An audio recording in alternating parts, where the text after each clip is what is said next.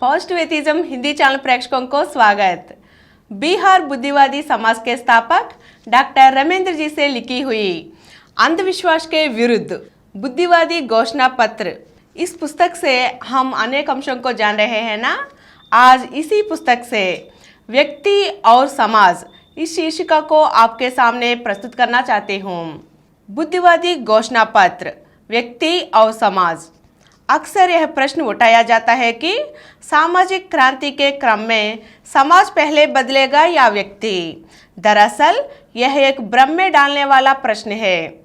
अगर हम समाज शब्द का सावधानी से विश्लेषण करें तो हम पाएंगे कि समाज अपने आप में कोई ठोस या मूर्त वस्तु नहीं है। विभिन्न व्यक्तियों के बीच सामाजिक संबंधों के तान बाने को ही समाज कहा जाता है। समाज की इकाई है व्यक्ति और सामाजिक संबंधों से परस्पर जुड़े व्यक्तियों से अलग समाज का कोई अस्तित्व नहीं है। जब हम सुखी समाज या स्वतंत्र समाज बनाने की बात करते हैं तो इसका एकमात्र अर्थ यही हो सकता है कि हम एक ऐसे समाज की रचना करना चाहते हैं कि जिसमें व्यक्ति स्वतंत्र और सुखी हो।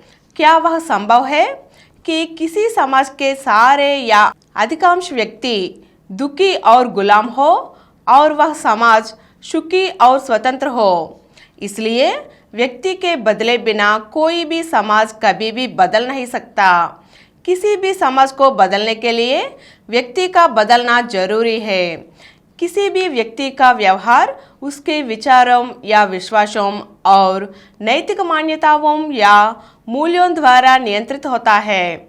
भूख और प्यास जैसे कुछ बुनियादी आवश्यकताएं सभी व्यक्तियों में समान रूप से पाई जाती है, लेकिन इन बुनियादी आवश्यकताओं को पूरा करने के लिए कोई व्यक्ति कैसे आचरण करेगा, यह उसके जन्मजात आनुवंशिक गुणों के अतिरिक्त परंपरा या अपने सामाजिक परिवेश द्वारा प्राप्त उसके विश्वासों और नैतिक मान्यताओं पर निर्भर करता है। कभी कभी ऐसा देखने में आता है कि कई लोगों के विचारों और आचरणों में कोई तालमेल नहीं है, लेकिन इससे यह निष्कर्ष निकालना गलत होगा कि हमारे विचारों का हमारे व्यवहार पर कोई असर नहीं होता है।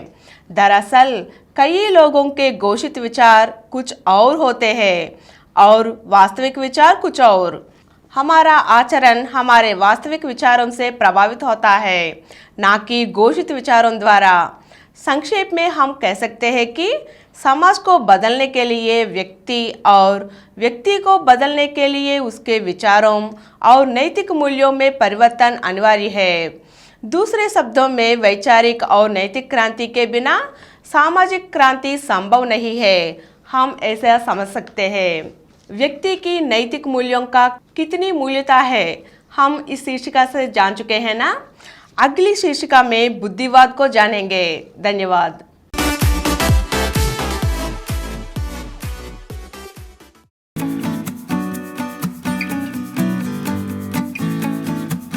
Download Samaram multi-channel app and watch your favorite channels from your mobile. App available on Google Play Store and subscribe to the channels.